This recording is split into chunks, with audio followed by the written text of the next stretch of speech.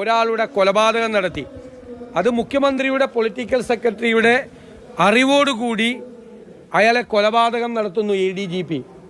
സ്വർണം പൊട്ടിക്കൽ സംഘവുമായും സ്വർണ്ണക്കള്ളക്കടത്ത് നടത്തുന്ന സംഘവുമായും വീണ്ടും മുഖ്യമന്ത്രിയുടെ ഓഫീസിന് ബന്ധമുണ്ട്.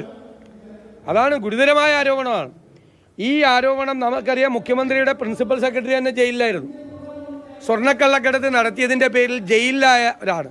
അപ്പം മുഖ്യമന്ത്രിയുടെ ഓഫീസിൽ നടക്കുന്നത് മുഴുവൻ നിയമവിരുദ്ധ പ്രവർത്തനങ്ങളാണ് എന്നാണ് CPMൻ്റെ MLA പറയുന്നത്.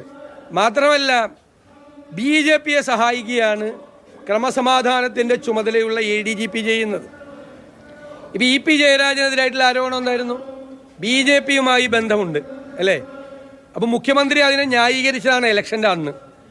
പ്രകാശ് ജാവദേക്കറുമായി ബന്ധപ്പെട്ടതുകൊണ്ട് കുഴപ്പമില്ല. കാരണം ഞാനും 6-7 പ്രാവശ്യം പ്രകാശ് ജാവദേക്കറെ കണ്ടിട്ടുണ്ട്.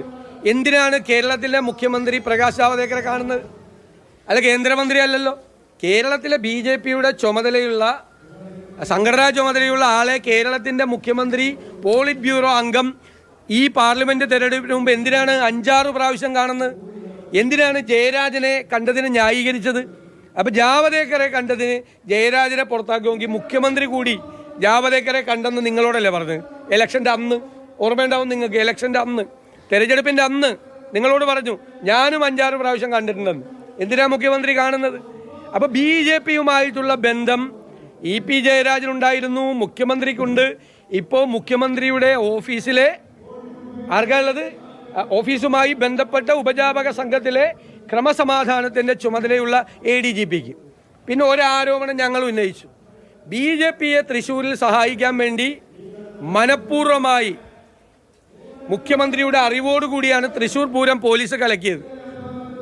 ഞാൻ ഉന്നയിച്ച ആക്ഷേപമാണെന്ന് പ്രതിപക്ഷം, ഞങ്ങളെല്ലാവരും ചേർന്ന് ഉന്നയിച്ചതാണ്. UDF ഞങ്ങളെന്താ പറഞ്ഞത്? രാത്രി മുഴുവൻ ഒരു കമ്മീഷണർ കിടന്ന് അലങ്കോലം ഉണ്ടാക്കായിരുന്നു പൂരം കലക്കാൻ. 2 മന്ത്രിമാരുണ്ടായിരുന്നു ഈ മന്ത്രിസഭയിലെ തൃശ്ശൂരിൽ, അവരെ അനങ്ങി കൊടുത്തില്ല. ഈ കമ്മീഷണർ ഇങ്ങനെ അലങ്കോലം ഉണ്ടാക്കുന്നത് മുഖ്യമന്ത്രി അറിയില്ലേ? എവിടെയാണെങ്കിലും ഈ സംസ്ഥാനത്തുണ്ടായിരുന്നല്ലോ. മുഖ്യമന്ത്രി രാവിലെ 11 മണിക്ക് മുതൽ മടത്തി വരവ് തൊട്ട് കുഴപ്പമുണ്ടാക്കുകയാണ് ഈ കമ്മീഷണർ.